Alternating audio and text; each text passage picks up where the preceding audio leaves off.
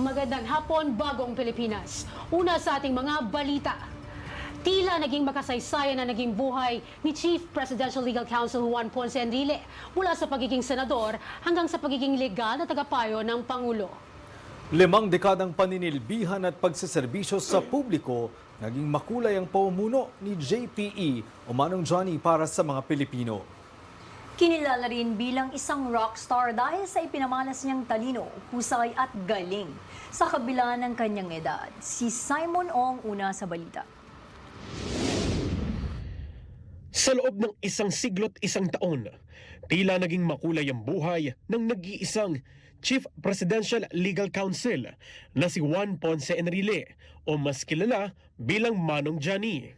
Batay sa post ang kanyang anak na si Katrina Ponce Enrile, bandang 4:00 ng hapon nang binawian ng buhay si JPE, kapiling ang kanyang mga mahal sa buhay.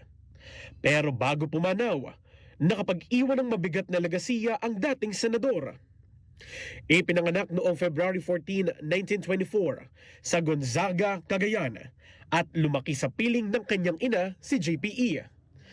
Naging kaisa rin siya sa paglaban sa mga Hapon noong World War II. Matapos ito'y nakilala niya ang kanyang ama na isang dating congressman ng Cagayan. Sa pagnanais niyang sundan ang yapak ng kanyang tatay, nagtapos siya sa pag-aaral ng abogasya noong 1953 sa University of the Philippines bilang salutatorian at cum laude. Makalipas ang ilang taon ay itinalaga siya ni noong Pangulong Ferdinand Marcos Sr. sa kanyang pagkahalal bilang presidente ng bansa noong 1962 bilang Finance Undersecretary, kung saan pinamunuan niya ang Bureau of Customs at Justice Department. Hanggang sa siya'y naging Defense Secretary noong 1972. Matapos ang naging People Power Revolution noong 1986, ay muling naupo bilang Secretary of Defense Enrile sa ilalim ni President Cory Aquino, ngunit hindi siya nagtagal ng 1 taon. Nanalo rin ang 4 na termino sa Senado sa Enrile simula noong 1987 hanggang 1992 at 1995 hanggang 2001. At 2 consecutive terms noong 2004 hanggang 2016.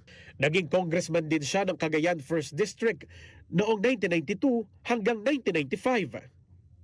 Naging Senate President siya simula 2008 hanggang 2013 at nagsilbing presiding officer sa impeachment trial ni nooy Supreme Court Chief Justice Renato Corona.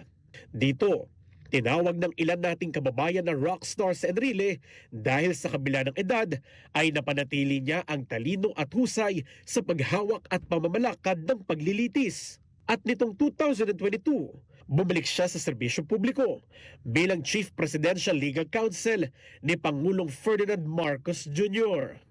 5 dekada sa politika, 5 dekadang namuhay ng makulay.